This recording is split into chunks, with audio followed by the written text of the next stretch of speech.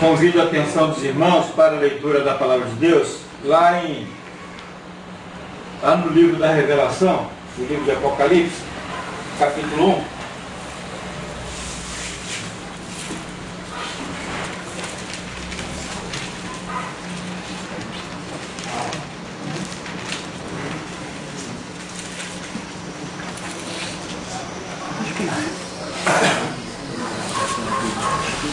Diz assim a palavra de Deus lá em Apocalipse, capítulo 1. Revelação de Jesus Cristo que Deus lhe deu para mostrar aos seus servos as coisas que em breve devem acontecer e que ele, enviando por intermédio do seu anjo, notificou ao seu servo João, o qual atestou a palavra de Deus e o testemunho de Jesus Cristo quanto a tudo o que viu. Bem-aventurado aqueles que leem e aqueles que ouvem as palavras da profecia e guardam as coisas nela escritas, pois o tempo está próximo. João, as 7 igrejas que se encontram na Ásia, graça e paz a vós outros, da parte daquele que é, que era e que há de vir, da parte dos 7 espíritos que se acham diante do seu trono, e da parte de Jesus Cristo, a fiel testemunha, o primogênito dos mortos, e o soberano, o soberano dos reis da terra, aquele que nos ama e pelo seu sangue nos libertou dos nossos pecados e nos constituiu reino de sacerdotes para o seu Deus e Pai. A ele glória e o domínio pelos séculos dos séculos. Amém. Eis que vem com as nuvens, e todo olho verá, até quanto os transpassaram, e todas as tribos da terra se lamentarão sobre ele. Certamente. Amém. Eu sou o Alfa e o Ômega, diz o Senhor Deus, aquele que é, que era e que há de vir, o Todo-Poderoso. Eu, João, vosso irmão e companheiro na tribulação, no reino e na perseverança em Jesus, achei-me na ilha chamada Patmos, por causa da palavra de Deus e do testemunho de Jesus.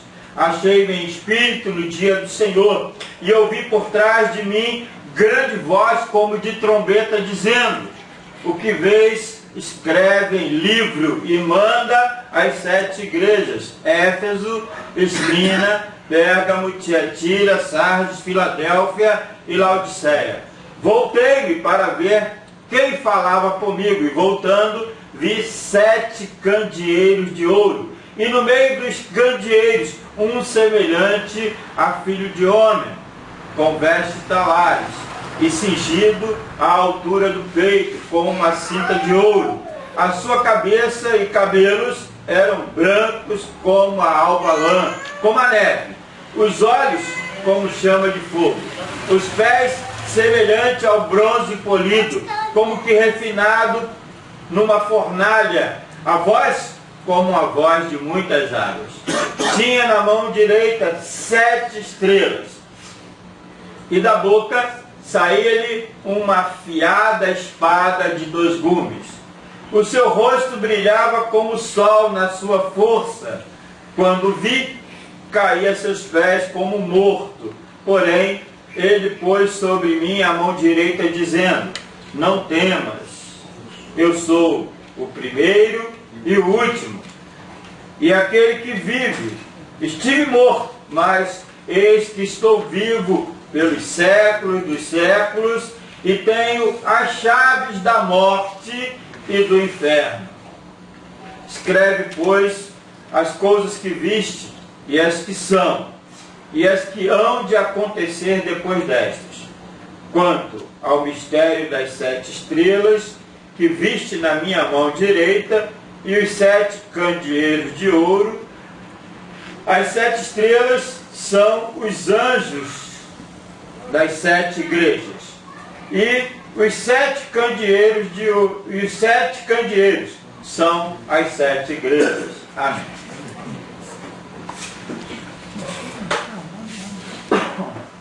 Irmão, eu fiquei assim também com dificuldade, né? Porque ao ver aquela notícia que o irmão do Igor foi baleado, né? Tentaram roubar o carro dele e foi baleado. A gente olha essas notícias e fala assim, poxa, a coisa não está longe da gente, né? Porque a violência tem aumentado, a gente percebe isso, né? Por mais que a gente tenha essa sensação de segurança, a gente percebe que os dias são maus. Alguém me perguntou, falou assim, não sei, hoje, né? O Lucas falou assim, a gente não sabe o que vai acontecer, vai melhorar, eu disse a ele, não vai melhorar não. Melhorar não vai, porque a palavra de Deus ela é fidelíssima, né? E a palavra de Deus diz assim, olha, os últimos dias serão abreviados por causa dos escolhidos. Mas esse é o motivo, né? Não que as coisas vão melhorar, mas que os dias seriam abreviados por causa dos escolhidos. Ou seja, não há melhora, mas há alívio na vida daqueles que têm Jesus no coração, têm Jesus na sua vida. E portanto, né, a gente vai perceber que aquela palavra de Jesus vai se cumprir. No mundo tereis aflições. E a única coisa que ele diz a cada um de nós é: tem de bom ânimo, né? Tem de bom ânimo. Então o crente precisa saber que vai passar por lutas, vai passar por dificuldades, vai passar por momentos difíceis na caminhada, mas ele precisa ter segurança. O crente precisa estar seguro, né? Em meio ao perigo, em meio à morte, né?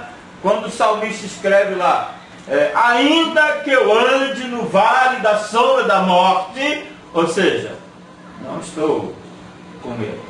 Ou seja, ele tem segurança. A segurança, né? A segurança no coração do salmista. A segurança no meio do perigo. A segurança em meio ao vale da morte. Ao meio ao vale da morte, a segurança. Portanto, o cristão, ele precisa compreender, né? Ele precisa entender o que diz o Salmo 139, né? Não dá para se ausentar da presença de Deus. Não dá, não dá.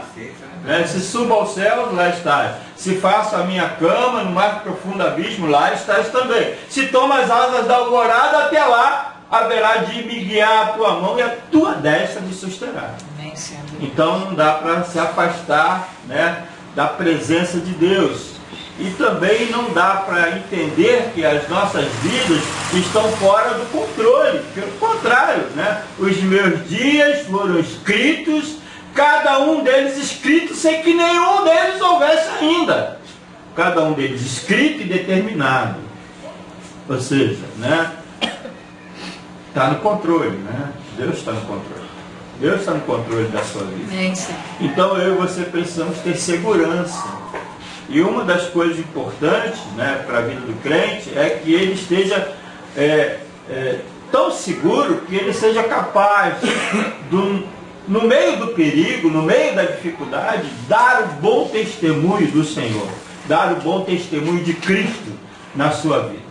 O texto que nós acabamos de ler, e a gente vai falar sobre isso, né, as marcas, né, da segurança do cristão. O texto que a gente acabou de ler é um texto maravilhoso, né? Porque tem gente que lê o Apocalipse, tem medo do Apocalipse, né? Tem gente que tem medo do Apocalipse. Levantou a mão aí? Cíntia? Mas o Apocalipse é um livro que na verdade traz um conforto e um consolo maravilhoso para a vida do crente, né? Você imagina Nero, imperador de Roma, ateou fogo em Roma, culpou os cristãos, e aí as pessoas pegavam os crentes, né, tacava óleo, tacava fogo e queimava os crentes na praça. Os crentes eram levados para as arenas, né, e vestidos com roupa de animais, para que as feras viessem e devorassem os crentes. Então você imagina, né, a luta do cristão logo depois que o imperador colocou o fogo em Roma. Logo depois desse imperador veio um outro imperador muito pior do que Nero, muito pior, né? Veio Diocleciano, muito pior do que Nero, e fazia com que os crentes, milhares deles, fossem mortos, perseguia a igreja. A igreja não podia se reunir em lugar nenhum do império, A igreja se reunia nas catatumbas, né? No lugar dos mortos, onde ninguém queria ir, onde ninguém podia estar, e a igreja se reunia nas catatumbas. E lá a igreja se reunia, louvava a Deus, rendia graças a Deus por tudo, e a igreja, no meio do perigo, né, vivia uma situação dessa. O crente, né, o pastor chamado João, foi preso.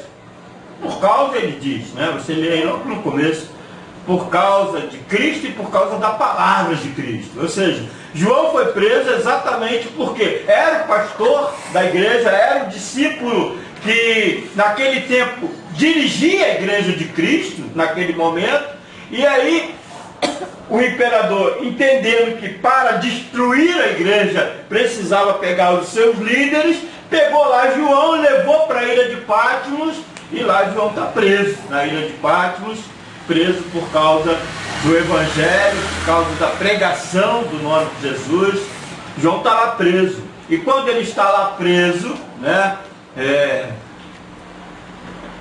a visão que ele tem, né, é dita a ele: escreve em livro aquilo que você vai ver agora. Escreve no livro aquilo que você vai ver. E João, então, né, começa a contar aquilo que o Senhor revelou a João pelo poder e pela graça dele. E eu queria destacar algumas coisas que João escreve que são pertinentes demais para a vida do crente, né? São coisas assim maravilhosas na vida do crente. E a primeira coisa que João escreve, falando dessa questão, ele diz assim, lá no verso 3: bem-aventurado aqueles que leem e aqueles que ouvem as palavras da profecia e guardam as coisas nela escritas, pois o tempo está próximo. Irmãos, essa é a primeira coisa maravilhosa nesse livro de Apocalipse, né? É um alerta feito a todo cristão, a todo servo do Senhor. É um alerta feito a mim e a você, E o alerta é: o tempo está próximo. Esse é o alerta, né? Essa é uma das coisas que o crente precisa ter no coração, né? Entender isso diariamente na sua vida, né? E quando eu leio isso, eu lembro assim, que João morreu há algum tempo e o tempo já estava próximo, né? E ainda não aconteceu. Será que não vai demorar um pouquinho mais? É isso que vocês pensam, né? É isso que vocês pensam. Porque vocês entendem, né, que se não aconteceu até agora, pode ser que demore um pouquinho mais. Então, se demorar um pouquinho mais, eu ainda tenho tempo. Tem não, querido. Tem tempo não. O salmista o salmista Moisés, escrevendo o Salmo 90, diz assim: ensina-nos a contar os nossos dias de tal maneira que alcancemos o coração sábio. Irmãos, é viver com sabedoria, querido. É viver com sabedoria, né? A gente precisa entender isso. A gente precisa compreender isso. Os nossos dias são 70, 80, segundo o salmista Moisés. E se você tem assim boa saúde, né, quando chegar aos 80, depois de 80 é canseiro e enfado, se você tiver alguma saúde. Mas antes dos 80, você consegue viver bem, mas depois dos 80, você não consegue viver bem. Porque os dias são difíceis, Os dias são duros para aqueles que já ultrapassaram o tempo na vida. E eu quero lembrar isso, querido, porque, na verdade, o que acontece é que não existe tempo, não existe tempo. O tempo é hoje, o tempo é agora. Você sabe o que vai acontecer daqui a alguns segundos? Você sabe o que vai acontecer daqui a alguns minutos? O menino estava lá com o carro dele, pegando lá a família, andando com a família, e de repente aconteceu. Um jovem. De repente aconteceu. A mão de Deus o livrou. A mão de Deus o livrou. O tempo está próximo, querido. É isso que você tem que entender. O crente precisa estar em plena harmonia com o Senhor. Em todo o tempo. Em todo o tempo. O verdadeiro cristão, ele tem que ter aquilo que João diz: feliz é aquele que lê, que ouve, que guarda as profecias de Deus no coração e vive elas. Esse é feliz. Sabe por que esse cara é feliz? Porque o tempo está próximo. Ele precisa, como disse o Edson, estar perto de Deus em todo o tempo. Em todo momento o crente precisa estar aos pés do Senhor. Em todo momento o crente precisa estar diante do Senhor. Em todo momento o cristão precisa estar em harmonia com Deus. Harmonia com Deus. Independente dos perigos, independente das lutas, independente das adversidades, o cristão precisa estar em plena harmonia com Deus, porque ele não sabe o dia e nem a hora. Não sabe o dia e não sabe a hora. Portanto, é comunhão plena com Deus.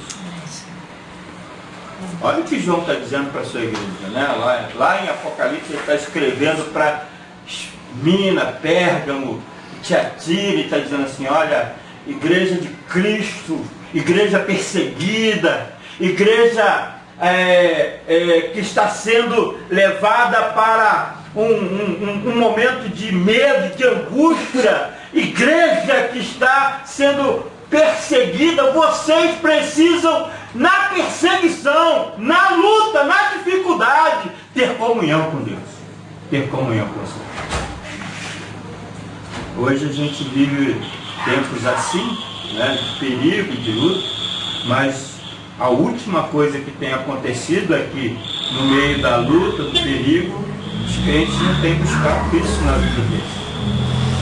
Os crentes não têm colocado isso na vida. Eles não têm prazer em ler, em ouvir, em viver a palavra. Crente que vive a palavra, está em comunhão com Deus, não sente medo de nada. A outra coisa que eu queria lembrar desse texto sagrado, né, que João, ele vai falar que está lá na ilha de Patmos, né, e ele se acha diante do trono de Deus, ele se acha diante do altar do Senhor. E aí ele diz assim, lá no verso de número 9: eu, João, irmão vosso e companheiro na tribulação, o que acontece com vocês acontece comigo, no reino e na perseguição e na perseverança em Jesus. Achei-me na ilha chamada Patmos por causa da palavra de Deus e do testemunho de Jesus. Achei-me em espírito no dia do Senhor e ouvi por detrás de mim uma grande voz como de trombeta dizendo: o que vês, escreve em livro e manda em 7 igrejas. E aí no verso 12: voltei-me para ver com quem falava comigo, e voltado vi 7 candeeiros de ouro, e no meio de 7 candeeiros um semelhante a filho de homem, com vestes talares, cingindo a altura do peito, com uma cinta de ouro, cabeça de cabelos, sua cabeça e cabelos eram brancos como a alva lã, como a neve, os olhos como chama de fogo, os pés semelhantes a bronze, como que refinado numa fornalha, a voz como de muitas águas. Tinha na mão direita 7 estrelas, e da boca saía-lhe uma afiada espada de 2 gumes. E aí, irmãos, a gente vai ver, né, que quando João tem a visão, e aí você vai ver que é a visão do trono de Deus, né? E é uma visão completa. do Pai, do Filho, do Espírito. É a visão completa. É a visão da Trindade. João descreve a Trindade. Os 7 Espíritos, né, a perfeição do Espírito Santo do Senhor. O Senhor Jesus como Filho do homem ali no meio, né? E o Senhor sentado no trono. É a Trindade retratada que João escreve ali naquele lugar. A visão dele é a visão de Deus. A visão do trono de Deus. E aí ele vai dizer assim, olha, nesta visão que eu tive, eu vi um semelhante ao Filho do homem e tinha nas suas mãos, andava no meio dos candeeiros, tinha nas suas mãos 7 estrelas. E aí eu fiquei pensando, porque João define exatamente o que é 7 estrelas e o que é os candeeiros. Né? De lá no final do último versículo diz assim, olha, as 7 estrelas são os anjos das igrejas e os candeeiros são as igrejas. Ora, se os candeeiros são a igreja, se as estrelas são os anjos da igreja, quem é o anjo da igreja, né? Quem é o anjo da igreja? Pastor. É o pastor. Ou o líder dela, né? Ou o líder dela. Então, você vai ver, né, que a igreja é o candeeiro e as estrelas é o líder dela. E todos eles, né, a gente vai ver, Cristo está andando no meio dos candeeiros e nas suas mãos os pastores, os líderes dele. E aí eu fiquei pensando, porque essa é uma das coisas, né, que traz uma segurança enorme na vida do crente. Enorme, né? Enorme.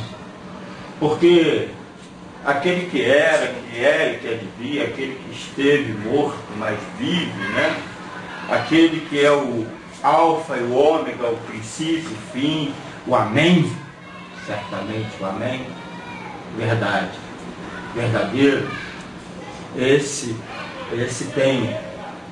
que é todo poderoso, esse anda no meio da sua igreja. Eu fico pensando, irmãos, porque às vezes nós achamos que caminhamos assim sem direção, nem sem rumo. Às vezes até achamos que Deus nem está nesse negócio. Cristo nem se importa com a minha vida, né? Nem se importa comigo direito. Minha família está passando luta, dificuldade. Eu quero que eles sejam cristãos, eu quero que eles melhorem de vida. E achamos que as coisas não vão bem. Não vão bem. Difícil não ir bem. Quando a gente tem o Senhor cuidando de nós. Quando a gente tem o Senhor cuidando da nossa vida, cuidando da nossa história, cuidando da nossa caminhada. Querido, olha José, por exemplo, um jovem, né, um rapaz, bonito, abençoado por Deus, cuidava bem da sua família, da sua casa. Seus irmãos odiavam José, mandou ele embora, iam até matá-lo, botaram ele num poço, venderam ele para uma caravana. José foi parar no Egito. Mas sempre fiel a Deus, sempre sabendo que Deus tinha um propósito. E quando apresentou lá no Egito, ele já era rei do Egito, era o segundo homem atrás de Faraó. Quando se apresentou aos seus irmãos, ele disse assim: olha, vocês não fizeram nada comigo não. Quem fez foi Deus, que providenciou que eu estivesse aqui nesse lugar, nesse momento. Vocês não me maltrataram não, era Deus que queria que eu fizesse isso e que eu estivesse aqui nesse momento para poder ser o sustento de vocês, a força que vocês precisam. O mal que vocês me fizeram, Deus transformou em bem. Deus transformou em bem. Às vezes a gente acha que as coisas difíceis na nossa vida não tem um propósito. Tem, claro que tem. Ninguém passa por dificuldade, cristão não passa por dificuldade nessa vida, sem que Deus não tenha um ato a realizar na vida dele. eu quero lembrar, irmãos, o que diz o apóstolo Paulo.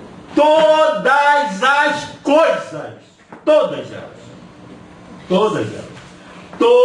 as coisas cooperam para o bem daqueles que amam a Deus e que são chamados segundo o seu propósito.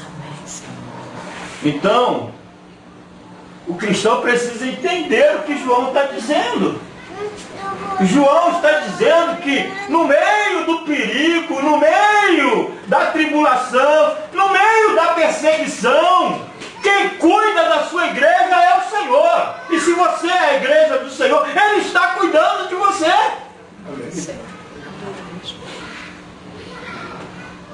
Se você é a igreja de Cristo, Ele está cuidando de você.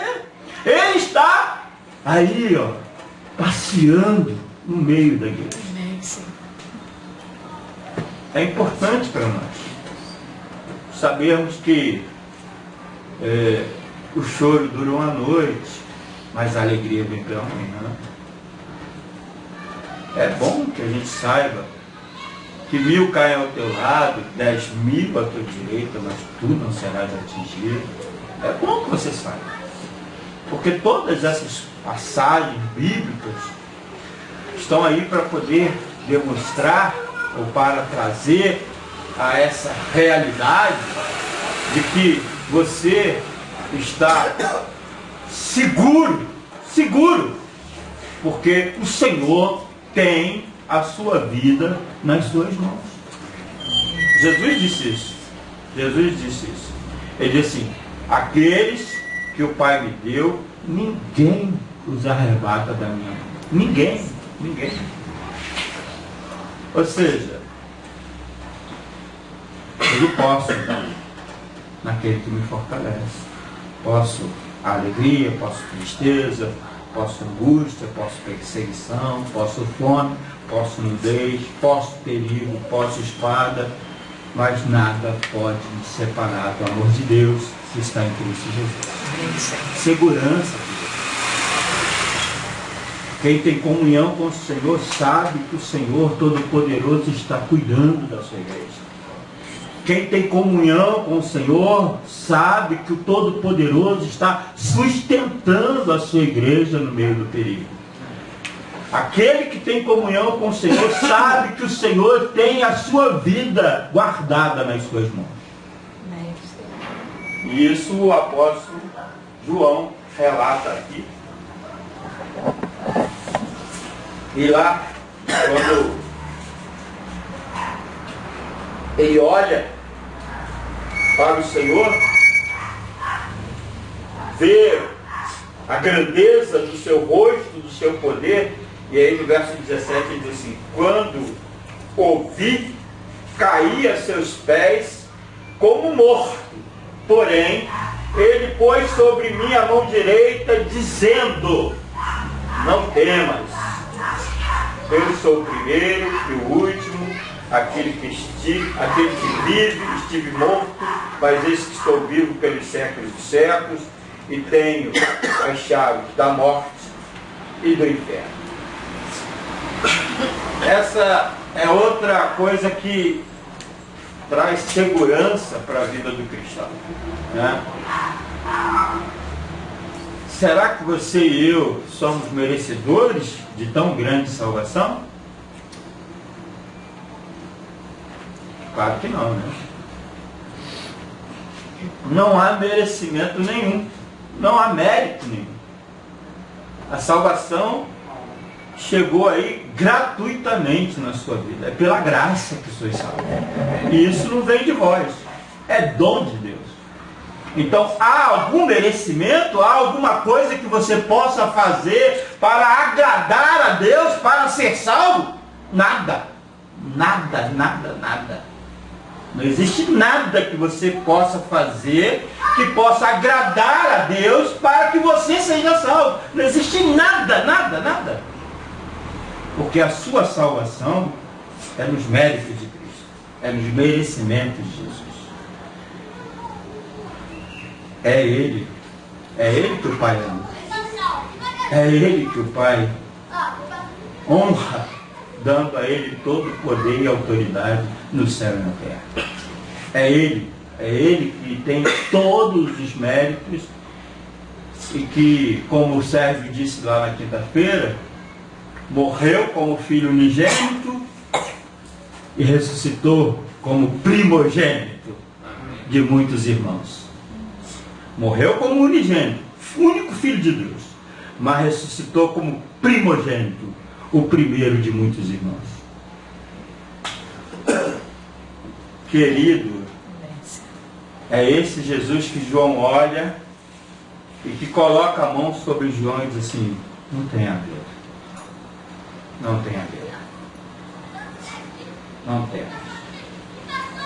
É esse Jesus que João olha e cai como morto, porque não pode permanecer na presença dele daquela forma, daquela maneira, e o Senhor toca nele e diz: não temas, levanta, não temas.